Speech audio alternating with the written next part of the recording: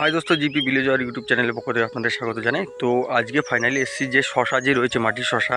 তো শশার কীরকম কোন ওষুধ দিলে ভালো ফলন হতে পারে, কি কোনো রকম সমস্যা, কী সমস্যা রয়েছে সেটাকে নিয়ে বিস্তারিতভাবে জানানোর জন্য আপনাদের কাছে এই ভিডিওটিকে নিয়ে আসা।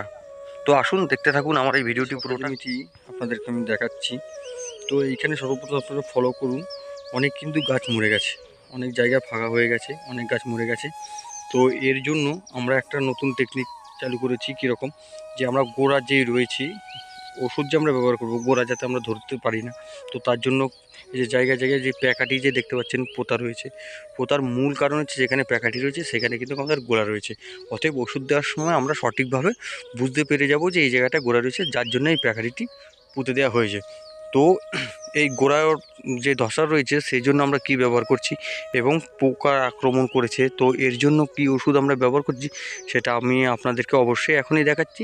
তো দেখতে থাকুন। টাকা হয়েছে তার জন্য দেওয়া হচ্ছে রোকো, আর এর সঙ্গে আমাদের যে পোকার জন্য রয়েছে এবং ভিটামিন জন্য রয়েছে এনএস্টার আর এসএল পাওয়ার প্লাস রয়েছে। তো আর এর সঙ্গে ভিটামিন রয়েছে, এসএল পাওয়ার প্লাসটাই ভিটামিন, খুব ভালো ভিটামিন। আর এর সঙ্গে আঠা দিয়ে আমরা পুরো জমিতে সুন্দরভাবে স্প্রে করে দিচ্ছি।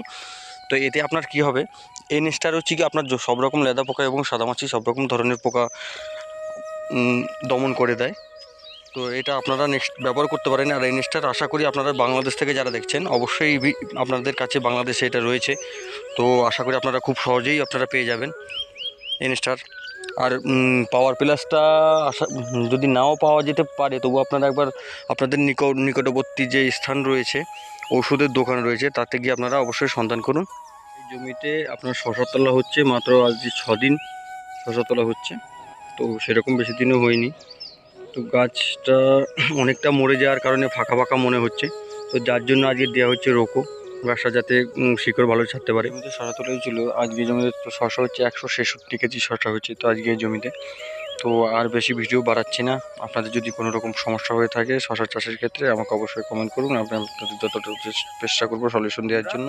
তো আজকের ভিডিও অবধি, দেখা হচ্ছে নেক্সট ভিডিওতে। তো যদি ভিডিওটি যদি ভালো লাগে অবশ্যই একটি লাইক করুন, আর চ্যানেলটিকে যারা নতুন রয়েছেন চ্যানেলে অবশ্যই চ্যানেলটিকে সাবস্ক্রাইব করুন। তো টাটা, ভালো থাকবেন সবাই।